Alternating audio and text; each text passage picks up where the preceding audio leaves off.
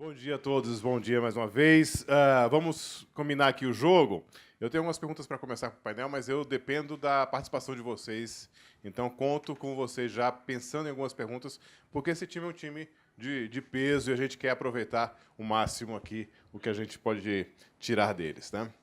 Eu vou abrir com essas perguntas, como eu falei, um para cada um, mas a gente pode já até me atrapalhar aqui um pouquinho, me interromper, como vocês quiserem, que a gente pode assimilar qualquer tema que vocês queiram aqui nesse meio tempo, tá? Eu vou começar com o Marco, e aqui as perguntas podem ser feitas em inglês, português, mas pelo menos o painel aqui a gente vai tocar em português. Ok? Vou começar com o Marco. Marco, que você é uma referência na Europa, por que não dizer, no mundo. E eu quero fazer uma pergunta para você mais sobre combinação de tecnologias. Anteontem, nessa mesma sala aqui, a gente estava falando de blockchain com o Don Tapscott, que é uma das referências de blockchain no mundo também. E a gente mencionou, inclusive, falar da combinação de blockchain com IA. A gente falou até de, quem sabe, ter uma IA distribuída em cima de uma plataforma blockchain, por que não? Né? E a pergunta é mais ou menos sobre isso, né? Ambas as tecnologias e outras podem ser usadas como infraestrutura ou podem ser aplicadas diretamente como tecnologia mesmo. E aí, talvez combinadas com modelos de negócio. Como você vê essas duas frentes? Há uma prevalência de adoção nesses modelos? É muito cedo para dizer, porque essas tecnologias são muito novas. Qual é a linha que você tem visto no seu trabalho e o que você pode dividir com a gente em relação a isso? So blockchain and AI. So at least in the last year or two, there was lots of discussion. So one line which I really like, I think, and it seems like very productive is that part of blockchain which we call smart contracts, right? So this is something so blockchain by itself is just a global notary. It's not much more, right? But now adding on the top of this, right, something which we call a smart contract, right? Is getting much more interesting. Now, what is a contract? Contract is a set of rules, right? Nothing else. Right now, as long as we have contracts in a plain text, we cannot do much more, right? It's just we can read them, we can hire a lawyer, we pay this good money, lawyer says yes or no, correct, and so on. It's very complicated, right? But now, contract as a digital object, right, which we can manipulate. This makes entirely different game, and so some of the discussions which we had recently, right, as a possible kind of innovations are. So can we calculate a contract for a particular customer on the fly, right? So this is dynamic contracts, right? So this would be one. So Esteban can comment as well, right? So with text understanding techniques, can we transform a textual contract like either NDA or something more complicated in a smart contract automatically or for small cost, right? So this would be another one. And of course, now having contracts with where basically we would have whole cascade. This I think it's a big possible game changer where AI and blockchain can, let's say, collaborate. So this would be kind of short answer. I think this is lots of heavy challenges, but it's actually a game changer, right? So this would be, so it's machine learning, it's text understanding, it's blockchain, it's smart contracts all together, right? Yeah, the combination will be more than the sum of its parts, Yeah, right? exactly. Nice. Excellent. Back to português. James, uma pergunta para você, James. Você trabalha... inovaBraforum2018 é uma empresa que está aí para resolver problemas... you understand Portuguese? No, but I'm understanding like 70% of what's going on, and this thing is completely useless. Oh, it's not working. If I put it up to full volume, then I hear like a crackling sound that's going to deafen me after about 5 minutes. No, if you hold it like this, then like antenna. I'll do my best in English here for you. You work for AI for Good, and AI for Good try to solve big problems, for global problems like climate change, corruption, fake news. I'd like you to touch upon that for us to know more about AI for Good. Absolutely. So it's a pleasure to be here, and thank you for the opportunity and for organizing such an incredible event. I think it's important also from our perspective because we are a global organization, and yet most of our events do end up taking place within North America and Europe, right? So it's good to get a global perspective where we can actually bring the same types of innovation and impact that we're trying to achieve within our organization also into South America, and we're also kind of expanding into Asia and other places over the last few months, but also going forward. Now, we were established as an organization, and in fact, everybody on this panel is also part of the AI for Good Foundation and several more people in this room.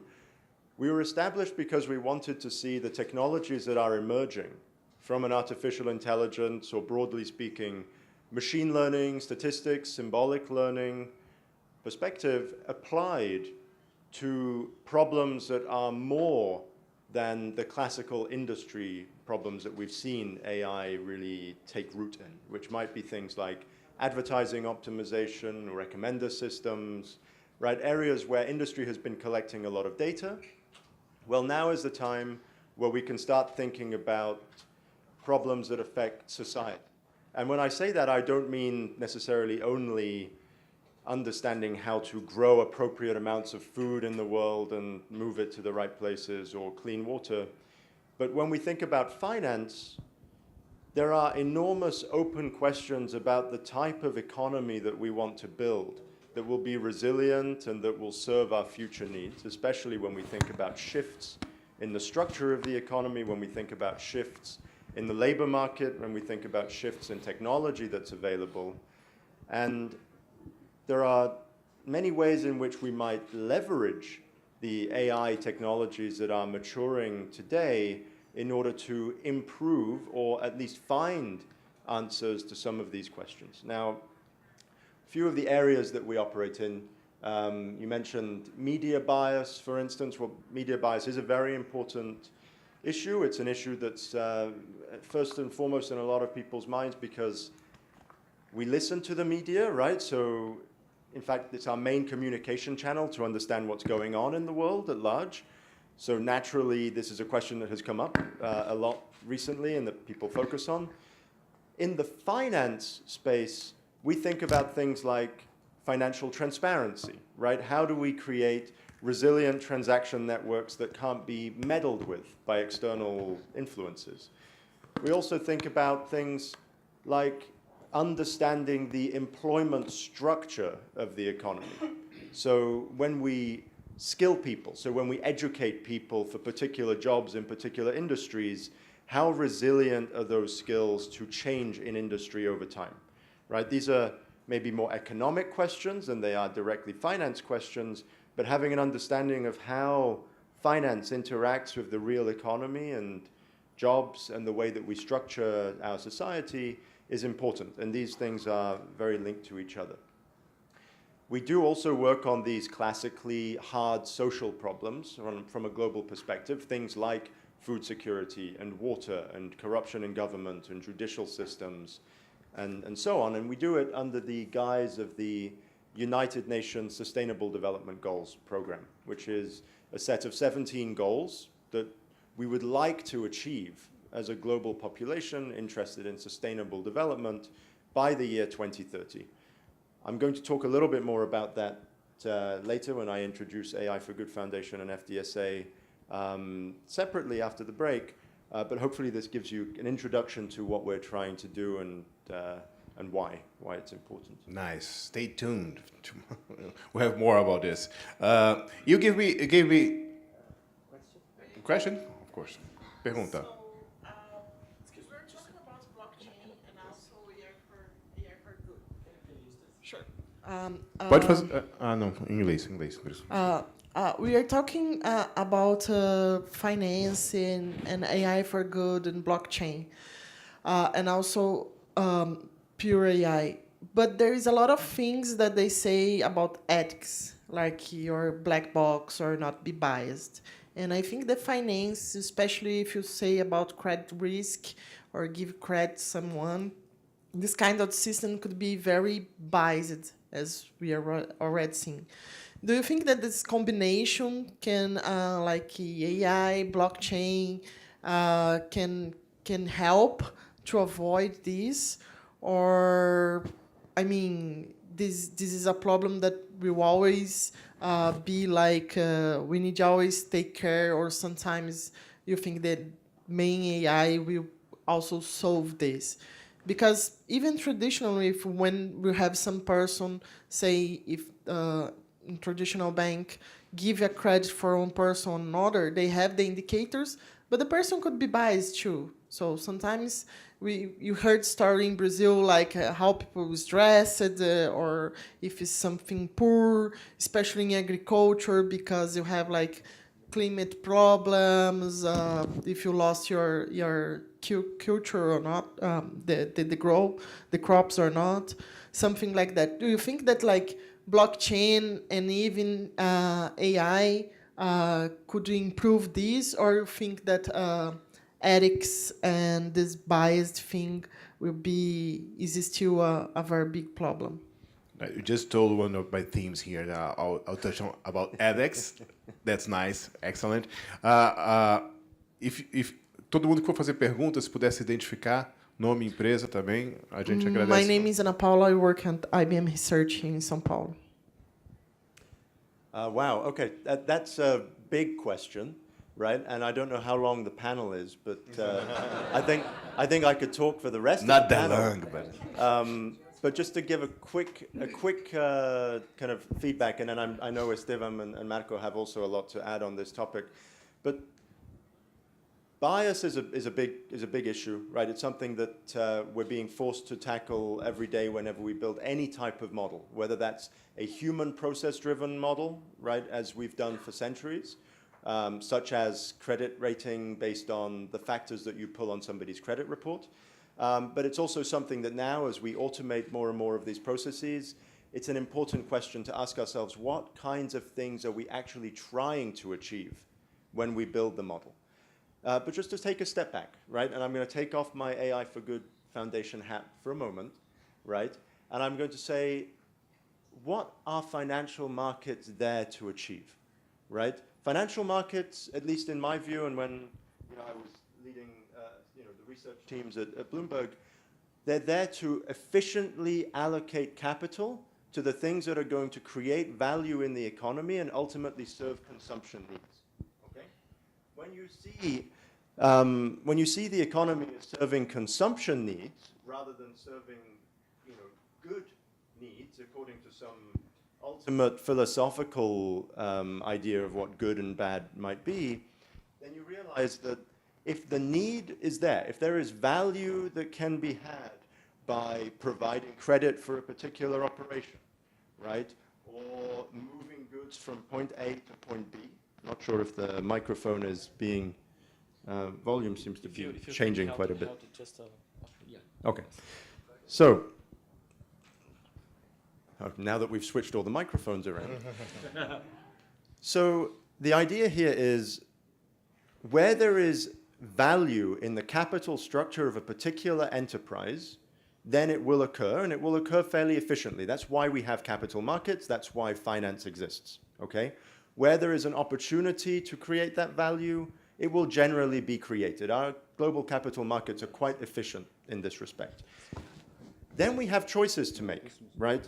From a regulatory framework perspective, when we talk about micro-lending in Africa, when we talk about people's credit risk from the point of view of are we going to give them a mortgage to buy their home, right, or force them into renting for the rest of their lives. These are questions that are both capitalist questions about how do we efficiently move the money and have as much value as possible from that transaction, and there's social questions in terms of what kind of society do we want to live in. Now, on the first hand, right, as I said, if there is value in making somebody a loan from a bank's perspective, and in equilibrium, that person is able to pay back the loan, and there is therefore excess value in having the transaction, it will generally happen in the economy. And bias will, especially in the finance arena, will be eradicated fairly quickly because it doesn't make sense for these companies to have biased models if they could be making excess capital gains on those transactions. This is actually, in market speak, it will go away fairly quickly. Now, there are, of course, times when the markets dictate that capital should be expensive for these people, but we still want them to have access to markets because it might serve longer-term policy goals. It might serve the goal of lowering long-term unemployment. It might introduce additional innovation advantages for society, and so on and so forth. In these cases, I'm not sure that the current approach that we have to reducing bias, which is to have fintech startups look at social accounts in order to measure credit risk, or kind of other approaches which is alternative data style and almost throwing out of the window the previous approaches we had to credit rating, the right or necessarily best answer to having these problems be solved. I think a lot of the time, and I'm very deep in AI, right? I care a lot about making statistical models and symbolic models that work for solving these problems. But I think a lot of it is about regulation in society and choosing the frameworks that we want to pursue, economically speaking, as a community, not just the technology solution. But I'll let somebody else. We'll be back on regulation a little bit later. Esteban, se você quiser comentar, mas eu tenho uma pergunta específica para você. Eu posso fazer um comentário super rápido? E vou pegar só um gancho de uma palavra que o James mencionou aqui, que, na minha visão, é a resposta para isso. Então, eu gosto muito da pergunta. Muito obrigado, Ana Paula. Aproveito para agradecer o Câmara e Bradesco e todo mundo por estar aqui. Mas a nossa função, pelo menos aqui eu vejo no meu papel, é tentar trazer a IA, a inteligência artificial, dando a opção de escolha, né? Então, assim, a minha visão é que nós temos que trabalhar bastante e tornar viável a possibilidade de você ter ferramentas que te auxiliam na decisão e não escondem como esses parâmetros que estão sendo trazidos para a sua decisão estão sendo gerados ou o que é que eles representam. Então, ser transparente nesse sentido e depois dar a opção de escolha que vai estar vinculada à nossa ideia de sociedade, etc., que é o que o James mencionou. Mas é nosso papel como pesquisadores, cientistas de dados e da área de IA, machine learning, etc., ter certeza que a gente sabe o porquê das respostas que a gente está obtendo. Então, acho que vai nessa linha, Marcelo. Deixa eu pegar aproveitar que você está falando e fazer a pergunta que eu separei para você especificamente. Só para provocar, Claro. acho que a pergunta dela é interessante, até para a gente também tentar tirar um pouco deles. Essa questão, o Dom esteve aqui conosco falando um pouco de blockchain na segunda-feira, né? E ele trouxe essa questão do blockchain com a inteligência artificial, né? Na prática, nem todos nós não tocamos ainda o blockchain, né? O blockchain existe, sabemos, poucas empresas estão materializaram o blockchain, mas muitas delas, como os bancos, estão desenvolvendo ou já têm plataformas prontas.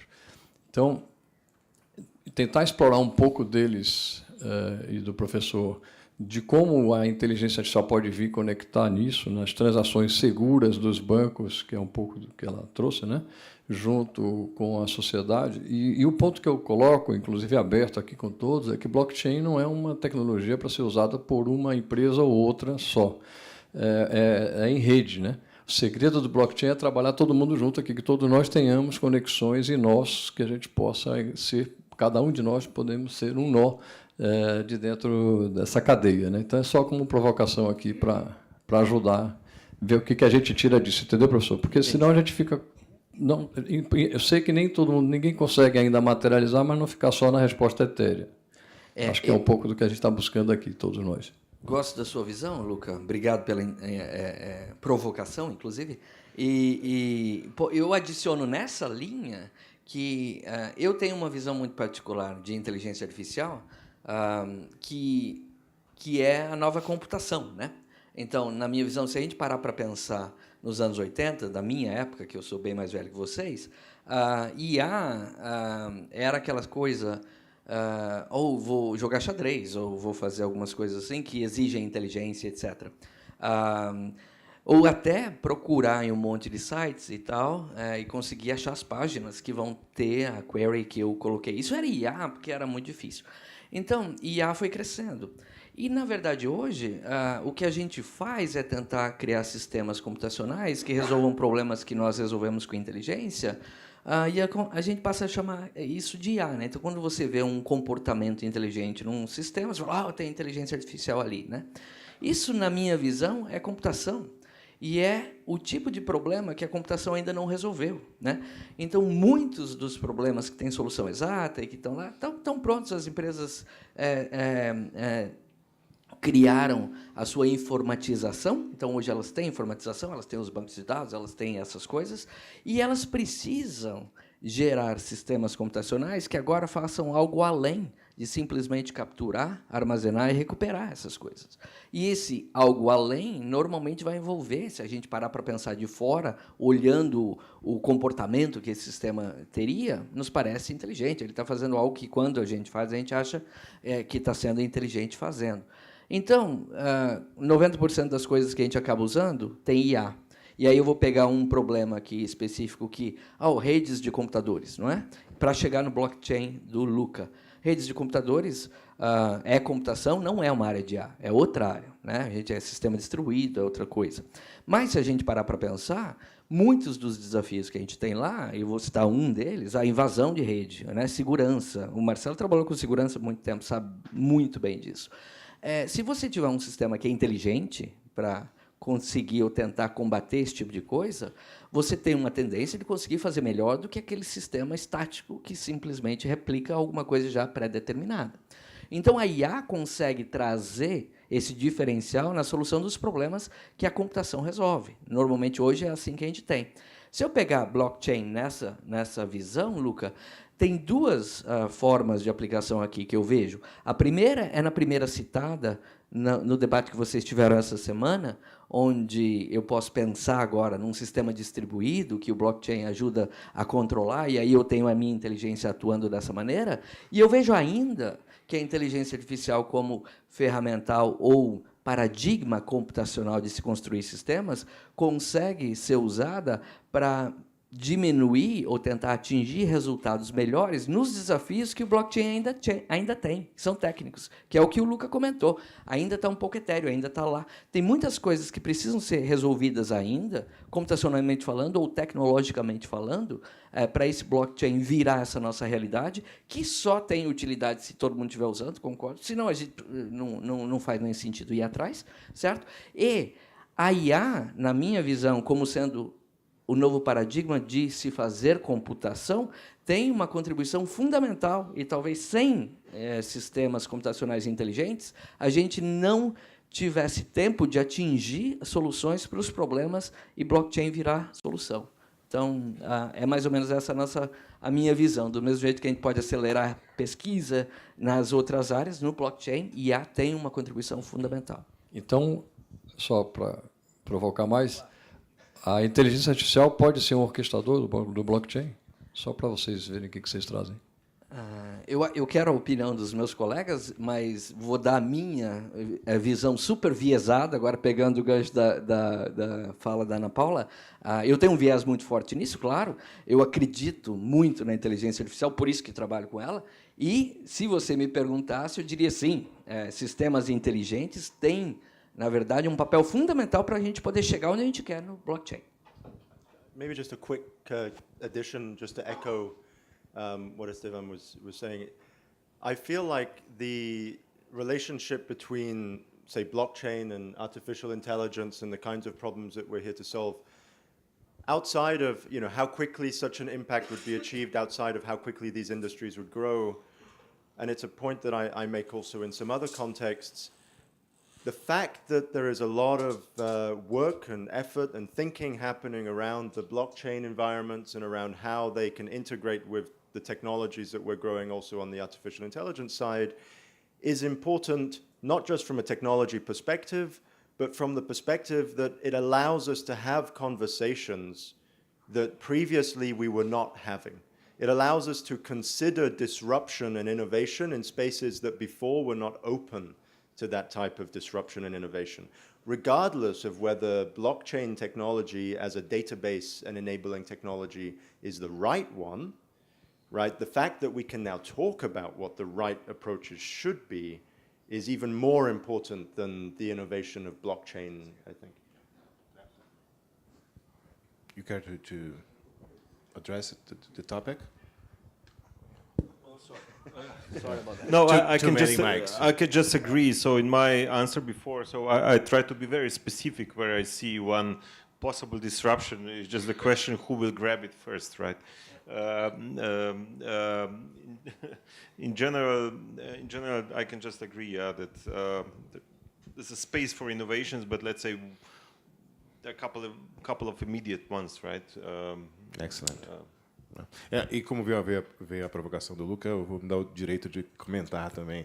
E porque essa é só uma das possíveis combinações, né? Blockchain com IA.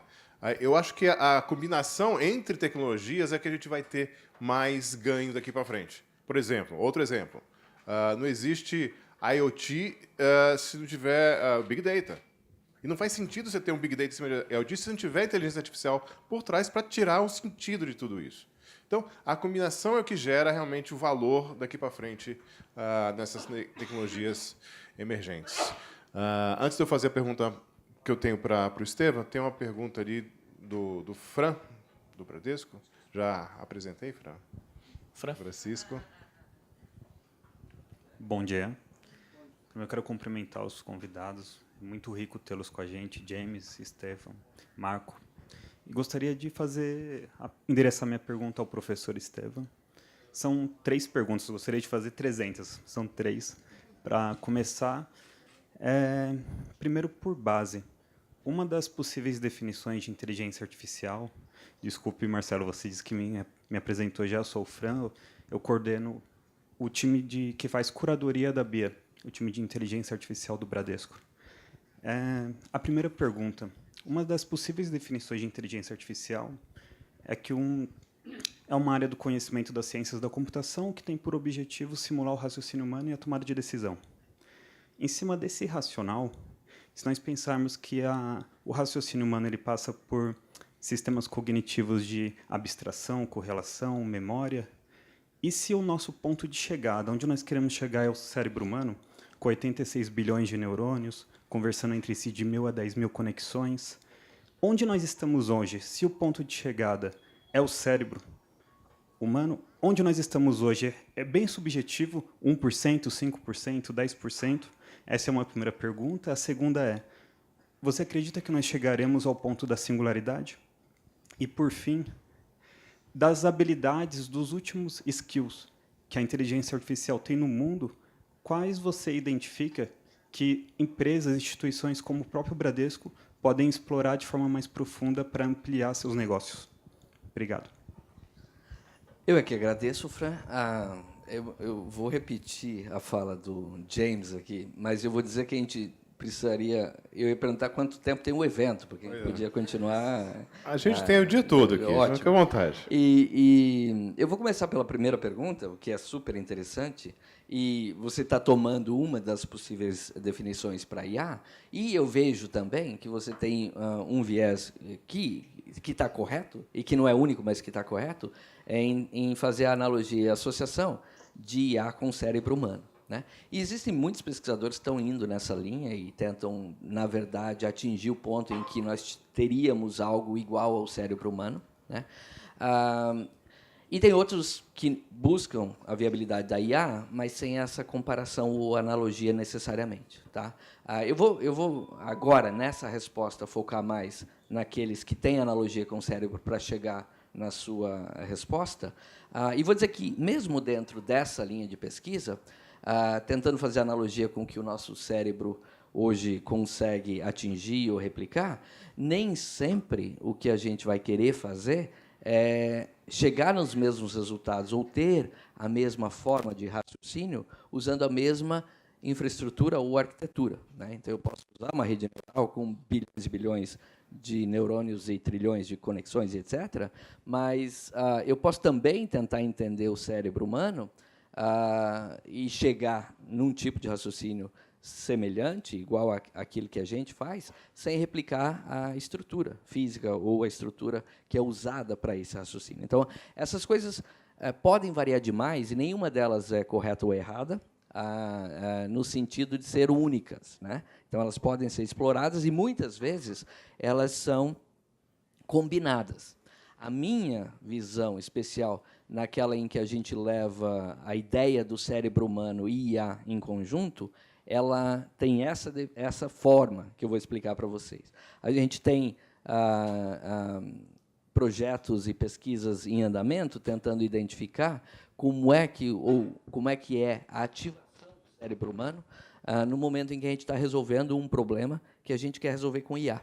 Certo? Então, ter esse entendimento de que tipos de áreas do cérebro são ativadas, quando, quanto tempo, qual a relação daquelas áreas com o que nós já conhecemos do nosso cérebro, tem relação com o sistema cognitivo, motor ou whatever, e depois tentar trazer esse tipo de conhecimento para ver se os modelos e algoritmos que a gente está construindo de inteligência artificial conseguem absorver esse tipo de atributo que o cérebro usa para melhorar seu desempenho. Um exemplo clássico é no Never Ending Learning System, que eu vou falar um pouquinho dele mais na frente. Nós temos um projeto em paralelo que analisa imagens cerebrais de pessoas que estão lendo. Então, a gente tem um sistema de IA que tenta aprender a ler, né?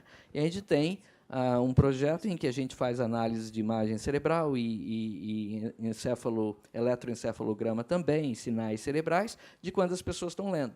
O que a gente tenta fazer nesse sentido é capturar sinais ou padrões ou informações que vêm das duas coisas, quando um algoritmo de aprendizado estatístico com base em contagens, em frequência e etc., como é que ele consegue ler ou ter resultados de leitura, e um ser humano que, na verdade, não faz essas contagens e etc., o que é que ele usa, então, para conseguir realizar o processo da leitura. Quando a gente integra essas duas coisas, normalmente a gente tem coisas que são complementares. E, se elas são complementares, elas tendem a contribuir no resultado final que você vai ter. A minha visão de busca do entendimento do cérebro para a IA é essa, não é a única. Existem modelos e pesquisadores que estão tentando replicar a estrutura mesmo do cérebro em questão de número de neurônios e transações. Ainda há um desafio gigantesco em conseguir fazer isso consumindo a mesma energia que o nosso cérebro consome, né? Então, para você ter uma rede do tamanho que o nosso cérebro tem, então uma infraestrutura física dessa, o consumo de energia é gigantesco. Blockchain também tem esse problema, energia e tal, para manter. Então, existem vários desafios que eu não consigo te dizer quando eles vão conseguir chegar numa proximidade, principalmente porque, na minha visão, eu acho que a gente consegue resultados bem bacanas, talvez não necessariamente replicando exatamente isso. É o clássico exemplo de que os nossos aviões não batem asas, né? Então, eu gosto dessa analogia, não é, de maneira nenhuma, a única, e nem estou garantindo a você que a gente vai ter os melhores resultados com uma estrutura que não é igual a do cérebro, eu não sei. Mas eu aposto e pesquiso muito mais nessa outra linha, que seria mais a analogia do avião. Excelente. Tem aquela pergunta clássica também, que fazem... comparar, perguntar se a máquina pensa é a mesma coisa que perguntar se o submarino nada, né? Faz sentido? Pô, dependendo do approach, né? Deixa eu vou fazer duas perguntas em uma, porque a gente está chegando no fim para a gente ganhar tempo aqui. Eu convido os três para comentar.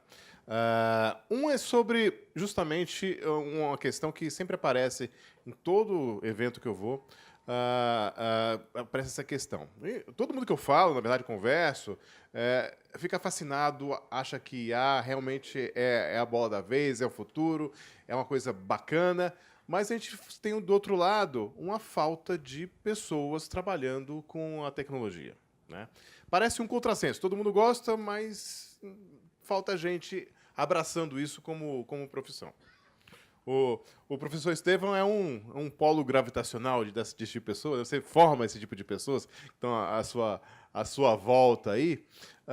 Mas existe esse problema no mercado. Eu queria que vocês endereçassem o que a gente pode fazer para melhorar essa situação. E, para o fim, se vocês quiserem dar um pouquinho, falar um pouquinho também sobre a questão da regulação. Eu sei que na Europa a coisa está começando a pegar, está começando a ser discutido não só dados, mas talvez a gente comece a discutir o uso de dados por uma entidade inteligente que não seja seres humanos. Esses 2 pontos para a gente encerrar nosso papo aqui. Okay, so as I understood the question, Yeah. what we're talking about is, well, it could be in various directions, but we're talking about personal data and model building with AI, or are we talking about how we build a kind of modern data scientist in terms of education? Paraphrase myself in English now.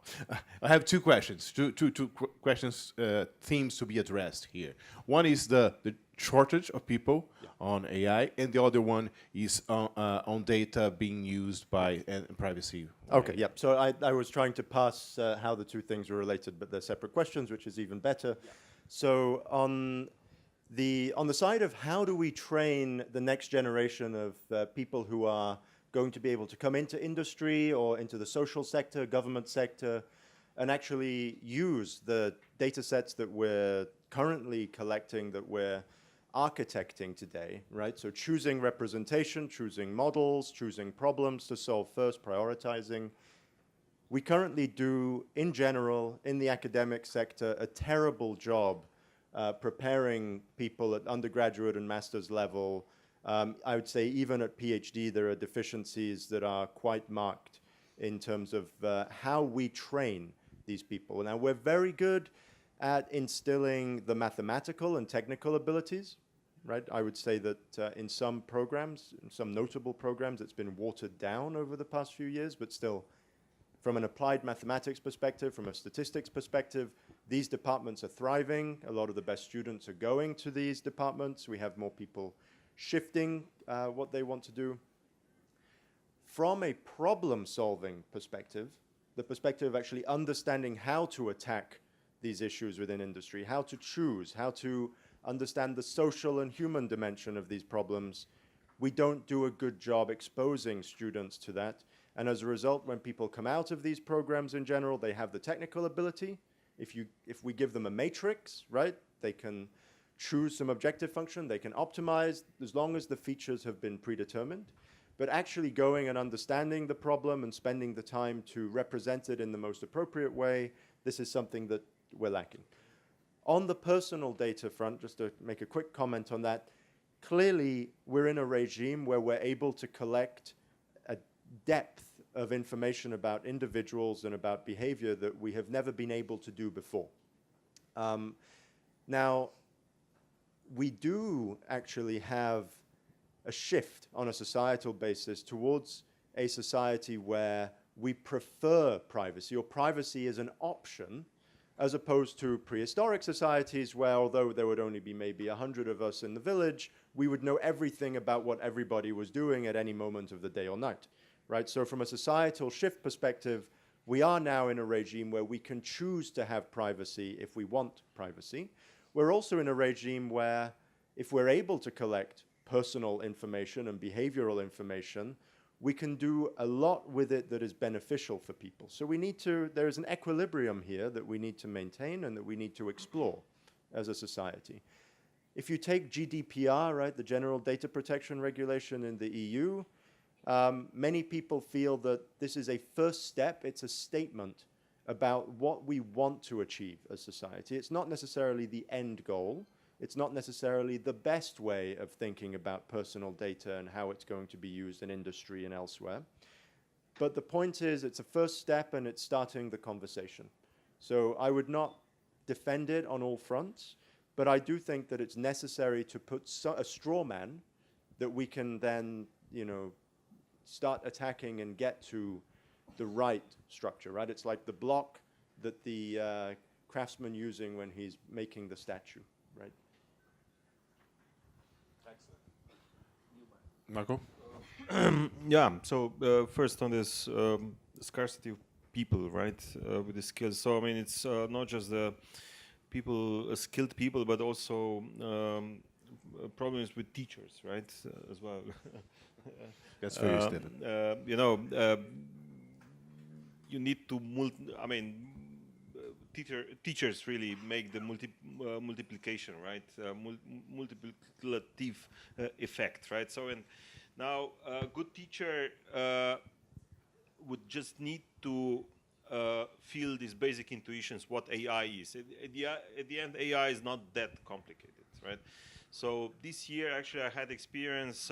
We had a summer school for high school students. So this means like kids of 14, 15 years old, right?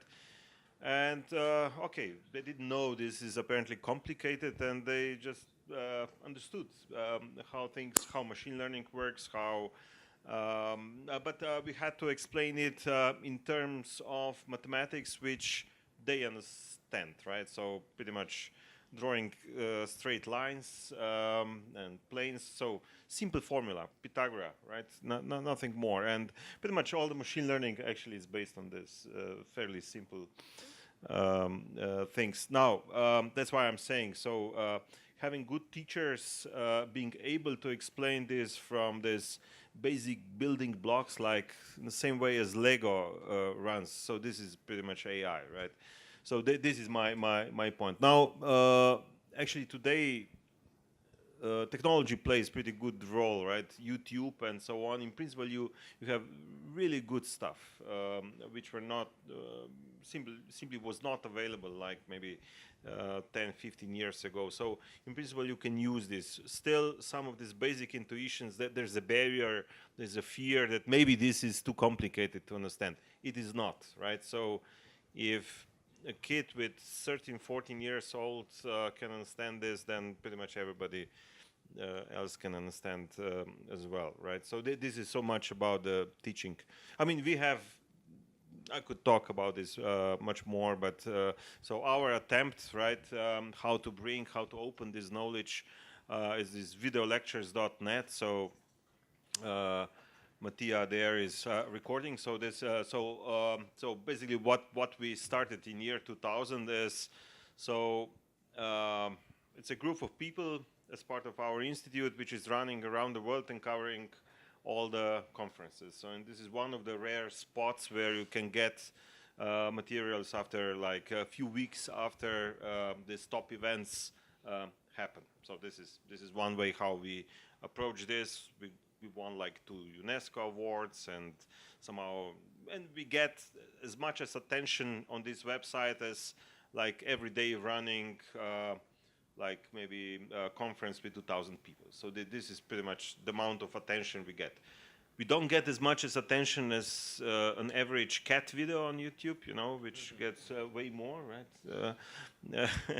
But in terms of content, this is good. So this is just our small contribution to the community, right? Now, just quick comment on privacy, right? James pretty much mentioned the whole thing. So I'm coming from Europe, obviously, and the GDPR was a big thing. Now, what happened and what was not there? With fairly simple AI techniques, plus collecting the data, pretty much just the log files, basically you can uncover a person to that degree that it gets scary, right? So this changed the whole thing. And since, well, all of us did in some period of our time some log analysis, right? So you see things which are, well, I wouldn't say scary, they're sometimes interesting and so on, but, and this had to be protected in one or the other way, so this GDPR is just a simple answer towards this. It's true that, you know, whenever we talk about the legal side, right, legal side is always much slower than technology, right? Also, I was advising European Parliament on this, and a couple of projects which were running. So, and it's talking to lawyers is always like talking to somebody from 10 years ago, right? I mean, this is my personal experience. I hope I didn't insult somebody here, but I mean, and technology is moving ground, right? So if you go to, I don't know, AI conference now in, let's say, Triple AI conference, which will be in or NIPS, right, in December or in February, you will get so many more insights and ideas what will be possible just maybe in next year. That, of course, legal people cannot keep track on all this. They need to clean the backlog of these innovations. I understand why this is happening, but it's true that this push of these innovations is extremely high, even for us. I mean, we try to follow, and it's uneasy, right?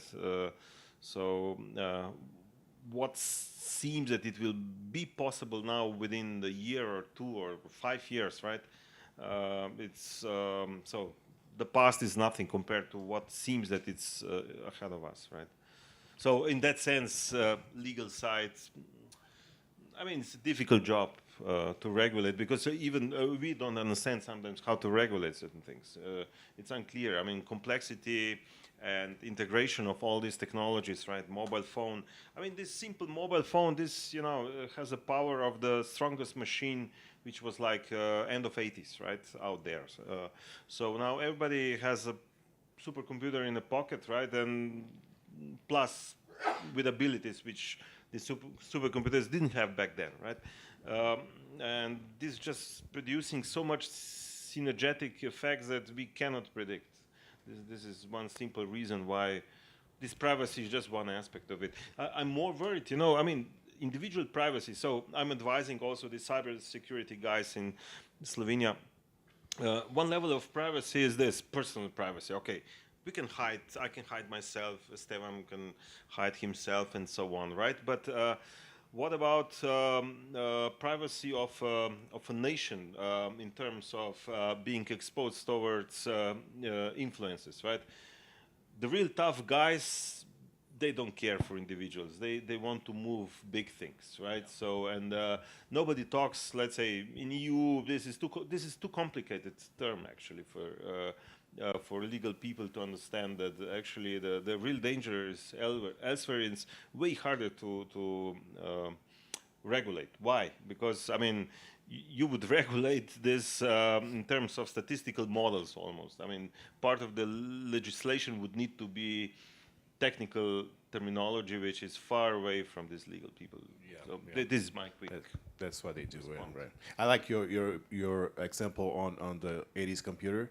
Yeah. The supercomputer didn't play cat videos, right? So you do much more with the iPhone. Esteban, would you care to a teacher talking about teaching? I will be quick. I will start. Desculpe. Eu vou ser rápido e a razão da velocidade aqui é, primeiro, por concordar. Então, eu deixo aqui claro meu suporte, minha concordância com a visão dos dois, e ainda justifico a ausência de surpresa nessa concordância, dado a experiência que o James tem com FDSA e Bloomberg e AI for Good, buscando nessas linhas atuar. A experiência do Marco como sendo o champion da Eslovênia na comunidade europeia, como se fosse o ministro que representa o país na comunidade, dentro da Video Lectures, também como professor do JSI, então tudo isso. E eu vou puxar um dos pontos só para acrescentar aqui, que talvez faça o link entre as duas coisas, que é a velocidade. Então, o Marco comentou aqui a dificuldade dos advogados em conseguirem chegar no ponto pela velocidade como a coisa acontece, e nem a gente mesmo consegue acompanhar, que é da área e entende o que está acontecendo, quanto mais alguém que vem de fora. E eu digo que essa é uma das reais grandes barreiras para você ter problemas de como lidar com essa proteção de dados e etc. E esta também é uma das grandes barreiras para a formação de pessoas. Porque, antigamente, a gente estava acostumado na universidade, e meia culpa aqui, a formar as pessoas para um mercado que a gente sabia exatamente o que era. Então, eu formava o meu aluno e eu sabia o que o mercado queria dele, né? Então, ele ingressava no curso hoje, daqui 4, 5 anos, quando ele sairia, Eu sei o que o mercado estaria esperando dele. E era isso que a gente estava formando. Hoje, não é assim. Então, na nossa área, que é a área que hoje a gente fala IA, o que é o aluno que entrou hoje no curso, daqui 5 ou 4 anos, será que o mercado é esse? Eu não sei. Eu não sei se o mercado é esse. Vai mudar. Eu tenho uma ideia, tenho uma visão com uma tendência, e eu preciso formar o meu aluno que seja capaz, na verdade, de chegar lá e enfrentar o mercado que nós não sabemos qual é ainda. E esse é um problema muito mais difícil. Quer dizer, cai muito naquilo que foi comentado já aqui, de conseguir ter uma formação que vai além do suporte técnico das metodologias, das teorias que vão ser usadas para construir um algoritmo. Mas está muito vinculado também a como é que eu vou formar o meu aluno para resolver problemas que eu ainda não sei quais são. Então, isso torna difícil. E a gente não está preparado para isso. Eu dou um exemplo aqui. Esse ano, na Carnegie Mellon University, a gente criou o primeiro curso de graduação em IA, Artificial Intelligence. E esse curso vai começar. A gente tenta dar uma visão que é muito mais essa de resolver problemas e usar todo o aparato computacional, estatístico e matemático para conseguir resolver problemas de uma maneira um pouco mais geral, porque é a visão que a gente imagina que vai ser enfrentada por esses alunos assim que eles se formarem. Mas é uma tarefa muito difícil. Me informaram aqui que a gente tem um pouquinho mais de tempo ainda, então eu vou endereçar o Luca pediu para a gente fazer uma pergunta aqui para eles. Desculpa, querida, a prevalência do chefe. Em 2 minutos, o que vocês recomendariam para as empresas que estão adotando, aí, quem adota IA, o que a gente deve esperar, o que deve fazer nos próximos meses? Lembrando todo mundo que a gente vai ter mais dos palestrantes aqui durante o dia, vão ter palestras específicas para a gente poder aproveitar mais ainda deles aqui. Mas só para endereçar, para encerrar, em 1 e 2 minutos para cada um, o que a gente consegue abordar entre negócios e IA. Sure. So I think that, we have right now, it's a transformative moment, or the opportunities in order to actually bring and leverage these technologies within the firm are coming of age. And what that means is that we can, as I said before, actually start to have honest conversations about the areas of our business that should be impacted by artificial intelligence in the short and longer term. A lot of it, if we want to have a revolutionizing impact on the way that we do business, and if we want to open new markets and we want to really shift how we operate on a daily basis, especially in the financial sector, it's going to require preparation. We're not there yet. Most of the data that we should be collecting in order to really have a transformative impact on our business, the data that we should be annotating, the experts that we should be consulting and understanding the processes that are in place today, it's not currently happening. And I speak from experience both within finance firms, consulting finance firms, some of the biggest ones in the world. We do nowhere near enough in terms of the data collection, curation, representation side, which are preliminary steps before we can actually start to understand what problems can be solved. We do collect a lot of data today, but we collect it almost accidentally as a byproduct of doing business rather than as a concerted effort to solve particular problems. If I were to say what are the biggest problems in finance that we could be solving in the future where I think there's enormous value. So one is clearly building a financial system which is as inclusive as possible, because inclusive financial systems tend to have more excess value than non-inclusive financial systems. Maybe not for 1 or 2 individuals within this, right? It's actually quite profitable to manipulate the LIBOR rate for a few individuals. It's not very profitable across the entire market, right? Better to actually find ways to create new transaction potentials and opportunities than to try to manipulate rates. But think about things like the fixed income markets, okay? Fixed income, like debt markets globally, are much bigger than equity markets globally. Equity markets globally have been shrinking over the last 20, 30 years. Debt markets support most of the industry that we have, and yet debt markets are over-the-counter markets, right? Over-the-counter markets like they would have been in the 80s or the 50s or in prehistoric times, almost, right? And where do most of these assets get traded? They get traded on instant messaging systems, email systems, telephone calls, right? And we're sat here talking about, oh, well, what's AI going to do for us in the next years? Well, maybe it should, you know, actually think about some of the big problems that we have in this field. Why isn't fixed income and debt market electronic? Because it's hard, because every single debt contract is different. It has different maturity, it has different seniority, it has different like complex structure that isn't the same as a Class A share from Facebook being traded on NASDAQ, you know, or somewhere else. So we need the text understanding. We need ways of encoding these contracts. We need ways of actually comparing apples to apples within this space.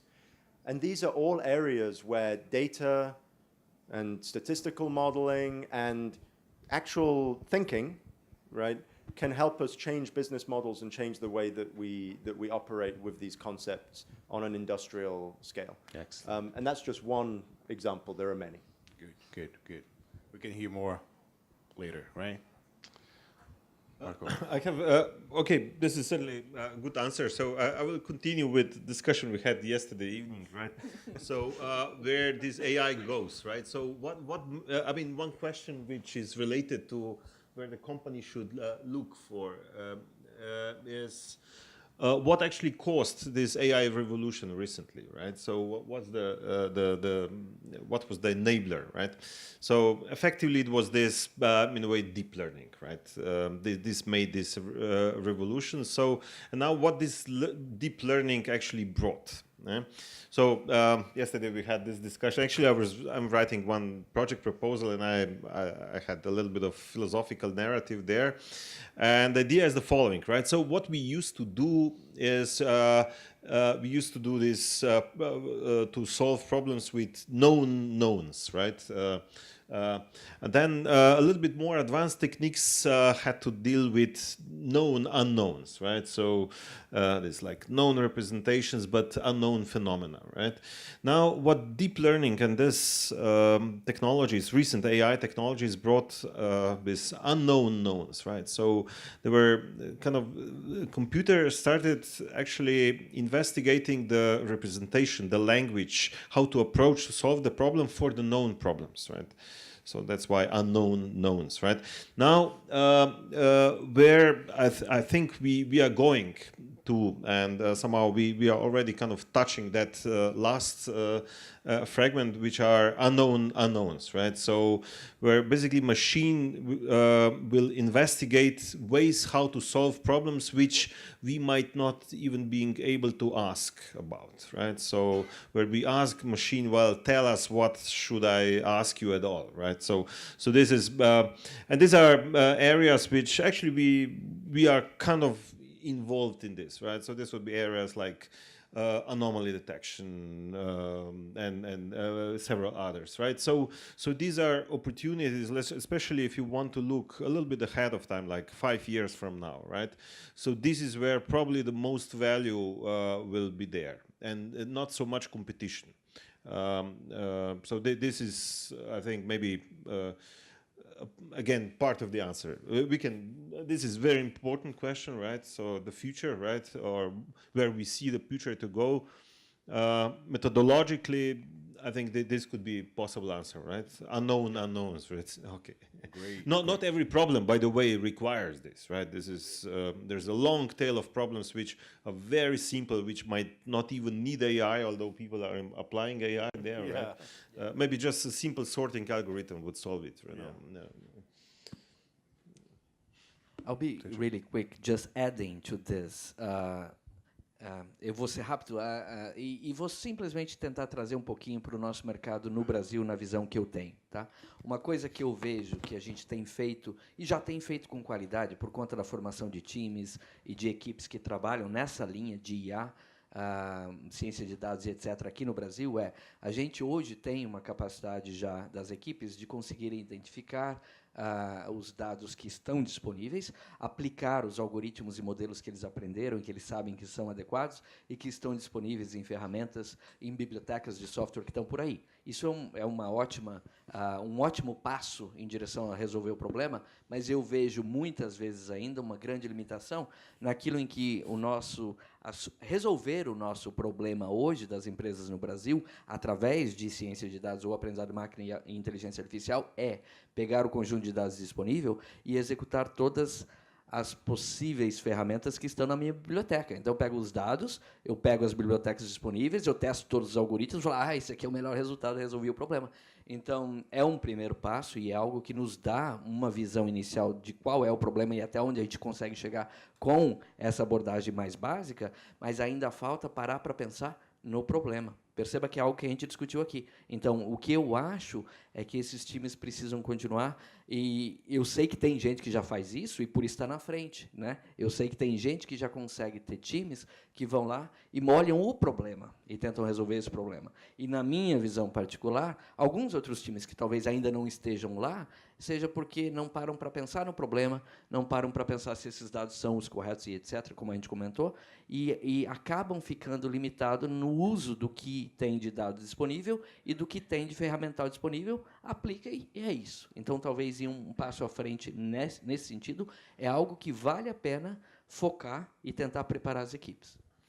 Excelente. Quero agradecer o nosso time de painelistas aqui. Acho que foi uma das melhores conversas que eu tive aqui há meses. E só deixar um comentário para vocês perceberem. A gente falou de mais de 1 hora de IA aqui. Acho que ninguém falou nenhuma vez a palavra chatbot. Só para deixar como dica para vocês, tá? Uma salva de palmas para os panelistas.